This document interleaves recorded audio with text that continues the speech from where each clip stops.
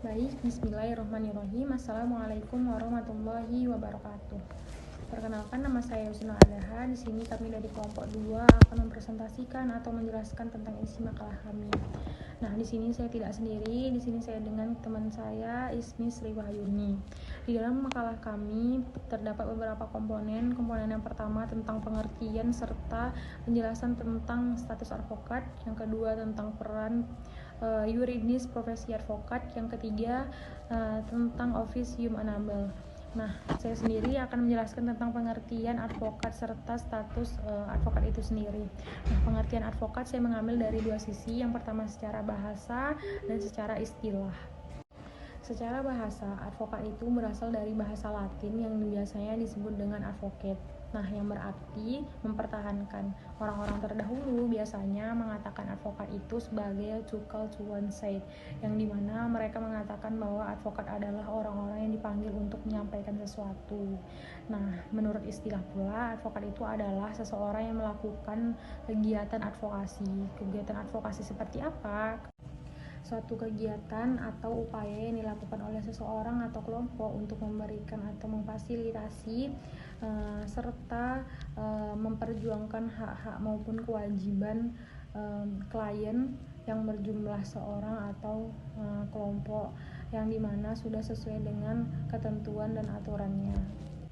Kemudian saya akan mengemukakan pendapat dari seorang ahli, yaitu Black's Law Dictionary, yang menyatakan bahwa advokat adalah to speak in favor of given by argument, yang dimana ia mengartikan bahwa berbicara untuk keuntungan, atau dalam bahasa masyarakatnya atau yang mudah dimengerti dari maksud kalimat beliau adalah memberikan argumentasi untuk seseorang, untuk membela seseorang. Nah,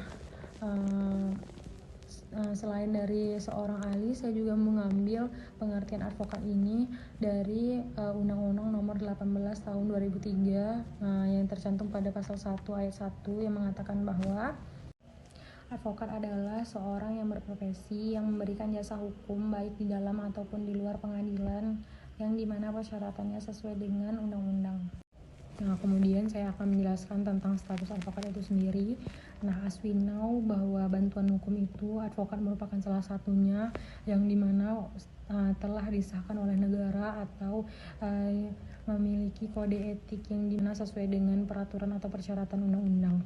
Nah, di sini saya membahas kembali tentang pembahasan Bapak dosen pengampu kita, yang dimana tentang status advokat atau yang biasanya di masyarakat selalu dipandang advokat itu membela orang yang salah atau sebagainya. Nah, sebenarnya poin atau status yang disebutkan ini adalah tugasnya advokat ini sebenarnya bukan di poin mereka salah dan akan menggantikan kesalahan tersebut menjadi tidak salah, bukan.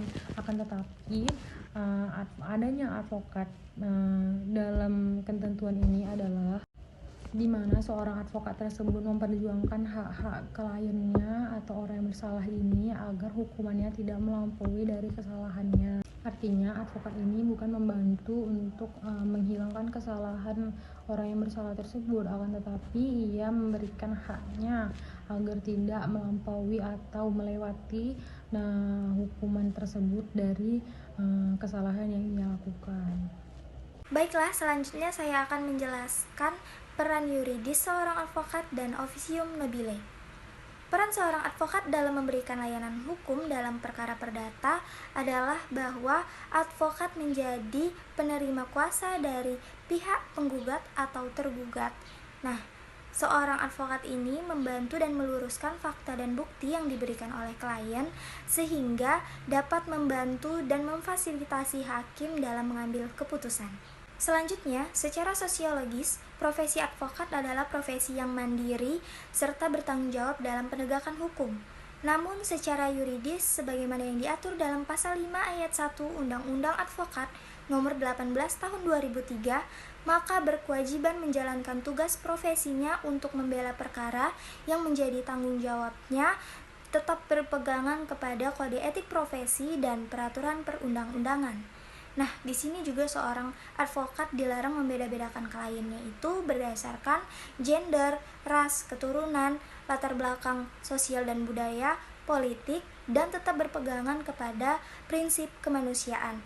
Nah, oleh karena itu, profesi yang dianggap mulia ini sering juga disebut sebagai officium nobile. Demikianlah penjelasan yang bisa kelompok 2 sampaikan. Lebih dan kurangnya mohon dimaafkan. Terima kasih dan wassalamualaikum warahmatullahi wabarakatuh.